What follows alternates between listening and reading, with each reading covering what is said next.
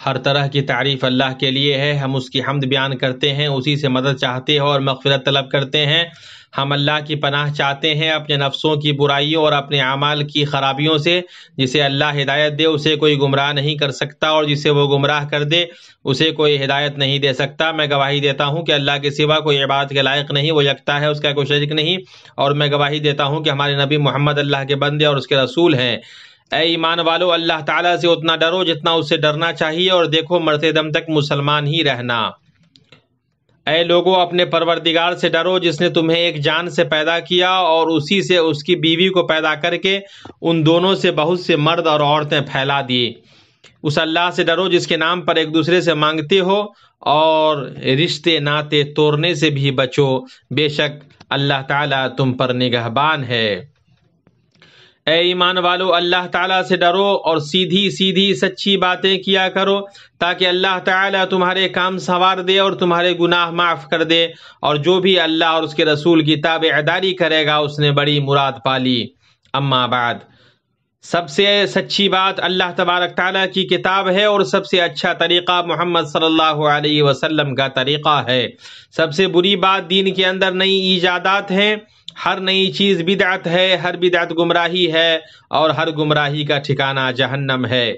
اے لوگو، اللہ سے اتنا ڈرو جتنا ڈرنا چاہیے، اس کی خوشنودی اور بخشش کی طرف سبقت کرو قبل اس کے کہ عمر ختم ہو جائے اور اس کے اوقات اور اس کی گھڑیاں گزر جائیں۔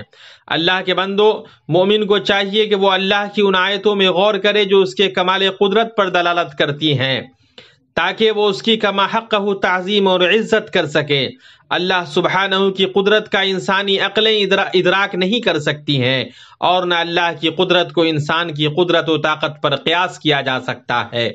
انہی میں سے اسراء و معراج کا واقعہ بھی ہے۔ یہ واقعہ قدرت الہیہ اور حکمت ربانیہ میں سے تھا، جو انسانی ادراک اور اس کی طاقت سے بالا تر تھا۔ باریک بھی باخبر ہر چیز پر قدرت رکھنے والے نے اس کو چنا تھا۔ یہ واقعہ ایک یقینی حقیقت پر مبنی ہے، جس میں ایمان، عقیدے اور توحید سے متعلق فوائد، قوانین اور حکم و اسرار شامل ہیں، جس پر توجہ صرف کرنا ایک مسلمان کے لیے ضروری ہے، اور جس پر اسے ہر وقت عمل کرنا چاہیے۔ اسراء و معراج کا واقعہ قرآن و سنت سے ثابت ہے۔ ہمارے نبی محمد صلی اللہ علیہ وسلم کو رات میں مسجد حرام مکہ مکرمہ سے شام میں موجود بیت المقدس کی مسجد اقصی لے جایا گیا، پھر آپ کو آسمانوں پر چڑھایا گیا۔ ہر آسمان پر اس کے مقربین نے آپ کا استقبال کیا، یہاں تک کہ آپ 7 آسمانوں کو عبور کر کے سدرۃ المنتہا پہنچ گئے۔ اللہ تعالیٰ کا فرمان ہے، پاک ہے وہ اللہ تعالیٰ جو اپنے بندے کو رات میں مسجد حرام سے مسجد اقصی تک لے گیا، جس کے آس پاس ہم نے برکت دے رکھی ہے، اس لیے کہ ہم اسے اپنی قدرت کے بعض نمونے دکھائیں۔ یقیناً اللہ تعالیٰ ہی خوب سننے دیکھنے والا ہے۔ محدثین نے اپنی کتابوں میں 20 صحابہ کرام سے اس واقعے کو روایت کیا ہے۔ انہی روایتوں میں سے صحیحین کی وہ حدیث ہے جسے حضرت انس بن مالک رضی اللہ عنہ نے روایت کیا ہے کہ رسول اللہ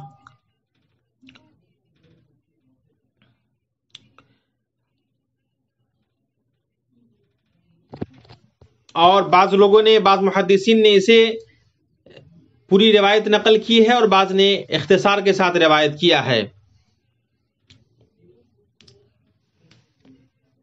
اور مسلمانوں کا اس پر اتفاق ہے کہ اسراء و معراج حقیقت ہے، اور زناد اور جو لوگ بھٹکے ہوئے ہیں ان لوگوں نے اس کا انکار کیا ہے۔ ان احادیث میں سے اللہ تعالیٰ پر رحم کرے، صحیحین کی وہ حدیث ہے جسے انس بن مالک رضی اللہ عنہ نے روایت کیا ہے کہ رسول اللہ صلی اللہ علیہ وسلم نے لوگوں کو اس رات کے بارے میں بتایا جس میں آپ کو لے جایا گیا۔ اس حدیث میں ہے کہ آپ صلی اللہ علیہ وسلم کے پاس براق لایا گیا۔ وہ ایک جانور ہے جو گدھا سے بڑا اور خچر سے چھوٹا ہوتا ہے۔ اپنا کھر وہاں رکھتا ہے جہاں تک اس کی نگاہ کی آخری حد ہے۔ آپ اس پر سوار ہوئے اور بیت المقدس تک آئے۔ آپ نے وہاں 2 رکعت نماز پڑھی۔ پھر جبریل علیہ السلام ایک برتن میں شراب اور ایک میں دودھ لے کر آئے۔ آپ نے دودھ پسند کیا تو جبریل علیہ السلام نے کہا کہ آپ نے فطرت کو اختیار کیا۔ پھر آپ ان کے ساتھ آسمان پر چڑھے. جب جب آپ کسی آسمان سے گزرتے تو وہاں کے مقربین آپ کو مرحبا کہتے. آپ نے آسمانوں میں انبیاء کرام کو دیکھا. آپ نے حضرت آدم علیہ السلام کو دیکھا جن کے دائیں طرف بھی ایک جھنڈ تھی اور بائیں طرف بھی ایک جھنڈ تھی. وہ جب داہنی طرف دیکھتے تو ہنستے اور جب بائیں طرف دیکھتے تو روتے. جبریل علیہ السلام نے کہا یہ آدم علیہ السلام ہیں اور یہ جو لوگوں کے جھنڈ ہیں یہ ان کی اولاد ہیں. تو داہنی طرف وہ لوگ ہیں جو جنت میں جائیں گے اور بائیں طرف وہ لوگ ہیں جو جہنم میں جائیں گے. پھر آپ نے بیت المعمور کو دیکھا. اس میں ہر روز 70,000 فرشتے داخل ہوتے ہیں جو یہاں پھر کبھی نہیں لوٹتے. پھر جبریل علیہ السلام آپ کو سدرۃ المنتہا کے پاس لے گئے. پھر آپ نے دیکھا کہ اس درخت کو اللہ کے حکم نے ڈھانک لیا. اس کے بعد آپ کو ایک مقام اوپر لے جایا گیا یہاں تک کہ آپ نے قلموں کی آواز سنی جو اللہ کے حکم سے وہ لکھتی ہیں جو اللہ تقدیر میں سے چاہتا ہے. پس اللہ تعالیٰ نے آپ پر ہر دن اور رات میں 50 وقت کی نمازیں فرض کی. فرشتے کے واسطے کے بغیر آپ کو وحی کی گئی. آپ اپنے رب کے پاس لوٹتے رہے اور اس سے تخفیف طلب کرتے رہے یہاں تک کہ 5 نمازیں فرض کی گئی جو اجر و ثواب میں 50 کے برابر ہیں. ان نمازوں کے ساتھ سورہ بقرہ کی آخری آیتیں بھی عطا کی گئی اور آپ کی امت میں سے جو اللہ کے ساتھ کسی کو شریک نہیں کرے گا اس کی مغفرت کی جائے گی. پھر آپ کو جنت میں داخل کیا گیا جہاں آپ نے موتیوں اور مشک کے ٹیلے دیکھے. اس کے بعد آپ زمین پر لوٹ آئے اور مسجد اقصی میں انبیاء کرام کی امامت کرائی. حافظ ابن کثیر رحمۃ اللہ علیہ اپنی تفسیر میں فرماتے ہیں اس سفر میں اللہ کے بندو ہمارے نبی اور ہماری آنکھوں کے ٹھنڈک محمد صلی اللہ علیہ وسلم کے لیے علم یقین اور عین یقین کو باہم جوڑ دیا اور نبوت کی پہلی اور آخری کڑی کو ملا دیا اور تمام رسولوں کو خاتم الرسل سے ملا دیا. ان تمام پر سب سے افضل درود و سلام ہو.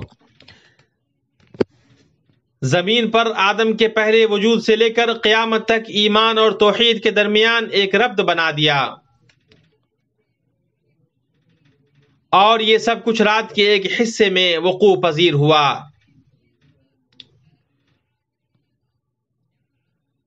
تاکہ آپ علیہ الصلوۃ والسلام کو بڑی بڑی نشانیاں دکھائی جائیں. پاک ہے صاحب قدرت و بادشاہت اور صاحب بزرگی اور عظمت والا. کون ہے جو اس قدرت کا احاطہ کر سکتا ہے جو بلقیس کے عرش کو یمن سے اللہ کے نبی سلیمان علیہ الصلوۃ والسلام کے پاس قدس میں پلک جھپکنے سے پہلے پہنچا دیتا ہے. اور کہاں ہے کوئی عقل جو اس طاقت کا ادراک کر سکے جس نے موسیٰ علیہ الصلوۃ والسلام کی لاٹھی کو دوڑنے والا سانپ بنا دیا، جو رسیوں اور لاٹھیوں کو نگل گیا اور اس کا کوئی نشان باقی نہ رہا. یا اس طاقت کا ادراک کیسے کیا جا سکتا ہے جس نے ان پرندوں میں روح اور زندگی کو دوبارہ بحال کیا جنہیں ابراہیم علیہ الصلوۃ والسلام نے ٹکڑے ٹکڑے کر دیا اور ہر پہاڑ پر ان کا ایک حصہ ڈال دیا. پھر جب آپ نے انہیں بلایا تو وہ آپ کے پاس دوڑتے ہوئے آ گیا، ایسے اڑنے لگے جیسے ان کو کچھ ہوا ہی نہ ہو. پاک ہے غلبہ و حکمت والی ذات. شریعت اسلامیہ کسی بھی احکام کو حادثات اور واقعات کی تاریخ سے منسلک نہیں کرتا ہے. یہی وجہ ہے کہ ہمیں قرآن اور سنت مطہرہ میں واقع اسراء کے تاریخ کی تعیین نہیں ملتی ہے اور اس تاریخ کی تعیین نہ تو نبی صلی اللہ علیہ وسلم سے اور نہ آپ کے خلفائے راشدین سے، نہ ائمہ اربعہ سے اور نہ ہی کسی دوسرے ہدایت یافتہ ائمہ سے جو کتاب اور سنت رسول صلی اللہ علیہ وسلم کی معرفت رکھتے ہیں ان سے وارد ہوئی ہے. اللہ کا تقوی اختیار کرو اے اللہ کے بندو. اور یہ اسراء و معراج کی رات کی نہ تو تاریخ متعین ہے اور نہ اس میں کسی احتفال کا ذکر کہیں سے ملتا ہے. نہ تو رجب کے مہینے کا ذکر ہے اور نہ کسی دوسرے مہینے کا.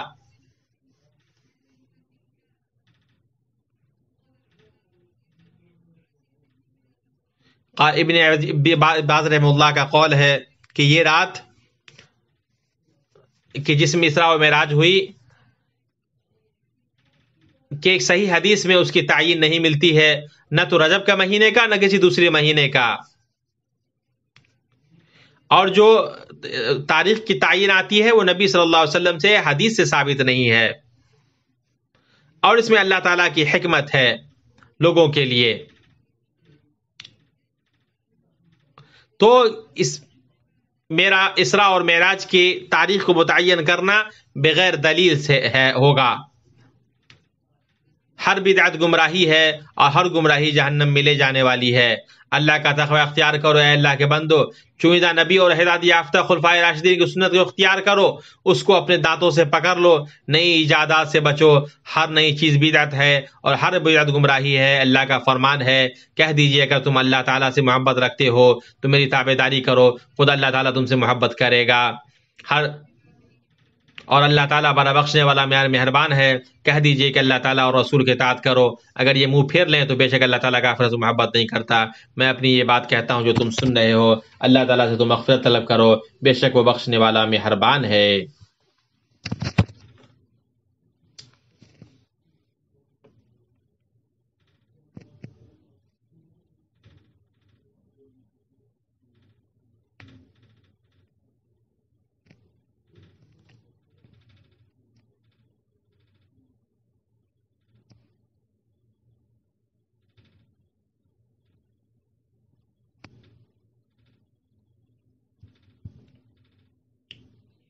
ہر طرح کی حمد اللہ کے لیے ہے، ہر طرح کی حمد اللہ کے لیے ہے بہت زیادہ، جیسا کہ اس نے حکم دیا ہے۔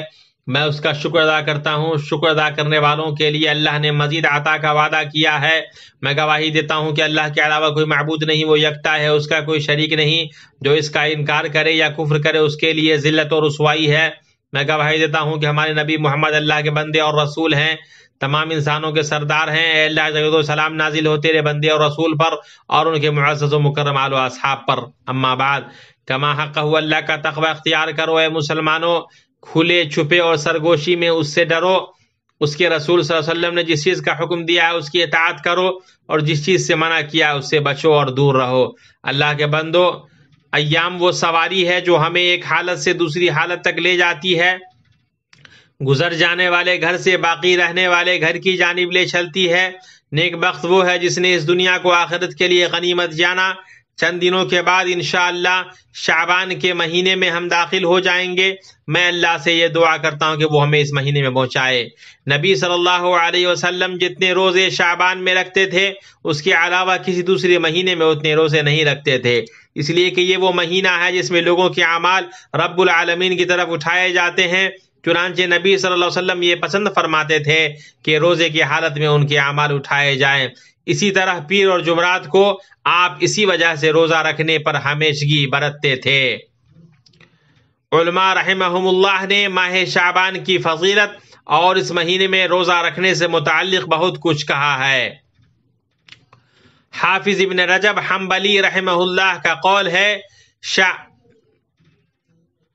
لطائف المعارف میں فرماتے ہیں شعبان کا روزہ رمضان کے روزے کی مشق ہے، تاکہ کسی انسان کو رمضان کا روزہ رکھنے میں کوئی مشقت و تکلیف نہ ہو، بلکہ وہ روزہ رکھنے کی مشق کر لے اور اس کو عادت بنا لے، اور رمضان سے قبل شعبان کے روزے کے ذریعے روزے کی حلاوت اور لذت حاصل کر لے، پھر رمضان کا روزہ پوری قوت اور نشاط کے ساتھ رکھے۔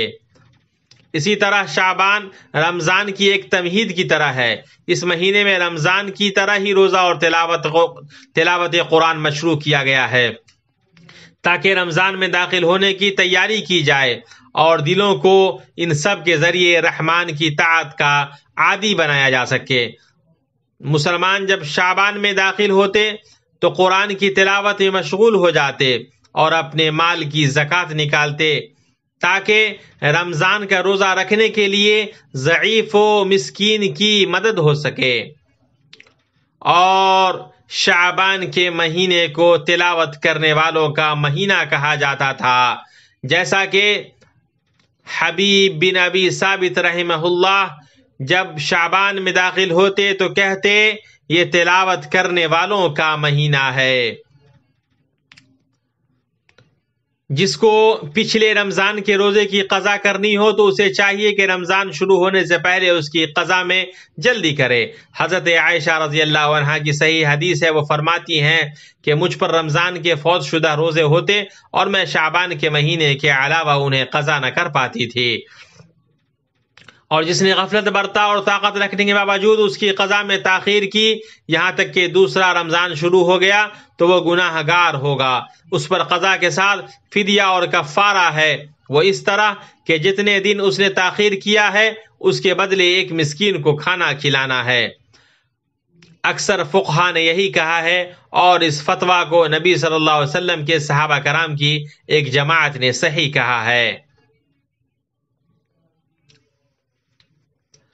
پس اے مسلمانوں، اللہ تعالیٰ سے ڈرو جیسے اس سے ڈرنے کا حق ہے، اور اپنی دنیا سے اپنی آخرت کے لیے توشہ اختیار کرو، اور اپنی صحت کو اپنی بیماری سے پہلے، اپنی فراغت کو اپنی مشغولیت سے پہلے، اور اپنی دولت کو اپنے فقر سے پہلے، اپنے امن و امان کو اپنے خوف سے پہلے، اپنی زندگی کو موت سے پہلے، اپنی عزت کو ذلت سے پہلے غنیمت جانو، کیونکہ چیزیں ایک ہی رفتار سے نہیں چلتی ہیں اور اکثر حالات اپنے برعکس سے بدل جاتے ہیں۔ ہم دنوں کو لوگوں کے درمیان عدلتے بدلتے رہتے ہیں۔ اللہ تعالیٰ سے مدد، توفیق اور درستگی طلب کرو، اس کی طاعت اور اس کے رسول کی طاعت کے ذریعے اللہ سبحانہ کا تقرب حاصل کرو۔ پھر جان لو کہ اللہ نے تمہیں ایک ایسی بات کا حکم دیا ہے جس کی شروعات اس نے خود سے کی ہے۔ اللہ عز و جل کا فرمان ہے، اللہ تعالیٰ اور اس کے فرشتے اس نبی پر رحمت بھیجتے ہیں۔ اے ایمان والو، تم بھی ان پر درود بھیجو اور خوب سلام بھیجتے رہا کرو۔